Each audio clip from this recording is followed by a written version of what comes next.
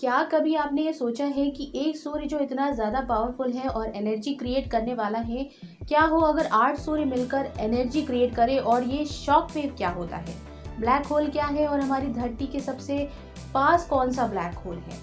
इन सभी सवालों को जवाब जानने के लिए वीडियो को एंड तक ज़रूर देखें और मेरे चैनल को लाइक, शेयर और सब्सक्राइब करना ना भूलें। दोस्तों, पिछले साल यानी वर्ष 2019 के 21 मई को एक अजीबोगरीब घटना हमारे यूनिवर्स में हुई थी, जिसने हर तरफ खलबली मचा दी। ये घटना थी दो ब्लैक होल्स के मर्ज होने की घटना, जिसमें एक ब्लैक होल तो हमारे सूर्य से लगभग 66 गुना और दूसरा 85 गुना बड़ा था। इससे निकलने वाली शॉक वेव्स के सिग्नल्स को यूएस और इटली के लेजर डिटेक्टरों ने 1 सेकेंड के केवल 10वें भाग के कम समय में मेजर किया था। इसका मास हमारे सूर्य से लगभग 142 गुना ज्यादा था। साइंटिस्ट के अनुसार इस तरह की घटना बहुत ही चौंका देने वाली है, क्योंकि तारों की फिजिक्स ये बताती है कि 65 से 120 सोलर मास के ऑब्जेक्ट से ब्लैक होल बन ही नहीं सकता और ना ही उससे इतनी ज्यादा एनर्जी क्रिएट हो सकती है। अब ऐसे में एक बड़ा ब्लैक होल बन जाना बड़ी ही हैरान करने वाली और नामुमकिन बात है। आपको ये बता दें कि जब कोई तारा अपने अंत की तरफ बढ़ता है या उसका न्यूक्लियर फ्यूल खत्म हो जाता है, तो उसके अंदर एक विस्फोट होता है, जिससे वह स्वयं के साथ साथ अपने आसपास की सभी चीजों को खुद में समेटने लग जाता है, जिससे धीरे धीरे एक बड़ा ब्लैक होल बनता है। ऐसा तभी संभव है जब उसका मास बहुत बड़ा हो, यानी कि 65 से 120 सोलर मास से भी बड़ा होने पर।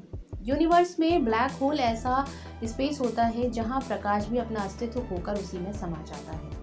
यहाँ का ग्रेविटेशनल फोर्स इतना ज्यादा होता है कि उसके संपर्क में आने वाली हर छोटी बड़ी चीजें ब्लैक होल में गायब सी हो जाती हैं। कभी कभी तो ऐसा भी होता है कि जब दो छोटे या बड़े ब्लैक होल आपस में टकराते हैं, जिससे निकलने वाली वेव्स शॉक वेव्स कहलाती हैं।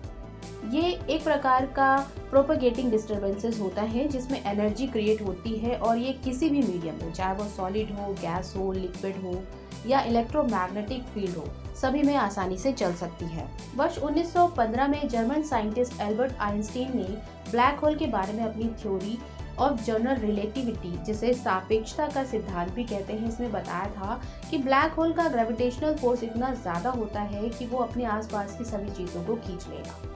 इनके अलावा वर्ष 1974 में स्टीफन हॉकिंग ने भी ब्लैक होल से निकलने वाली रेडिएशन की बात सबसे पहले बताई थी, जिस पर अब वर्क किया जा रहा है। यूँ तो साइंस ने बहुत ज्यादा तरक्की कर ली है, जिसके कारण कई छोटे और बड़े ब्लैक होल्स का पता लगाया जा चुका है, परंतु एक नई रिसर्च के अनुसार एक मीडियम साइज के ब्लैक होल का पता लगाया गया है, जिसकी रेंज 100 से 1000 सन या सोलर मास है।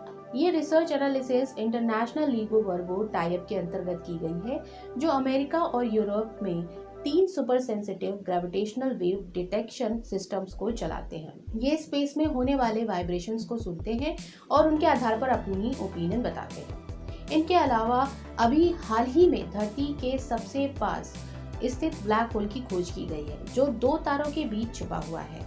ये धरती से 1000 प्रकाश वर्ष की दूरी पर है, जो साइज में सूरज से 4 गुना और वेट में 5 गुना ज्यादा है। इसके साथ हम आपको ये बता दें कि हमारे ब्रह्मांड का सबसे बड़ा ब्लैक होल M87 मिल्की वे में स्थित है, जो पृथ्वी से 30 लाख गुना बड़ा और वेट में सूरज से 665 करोड़ गुना भारी है। ये भी कहा जाता है कि इसकी चमक इतनी ज्यादा है कि यूनिवर्स के करोड़ों तारों की एक साथ चमकने वाली चमक भी इसके सामने फीकी पड़ जाएगी।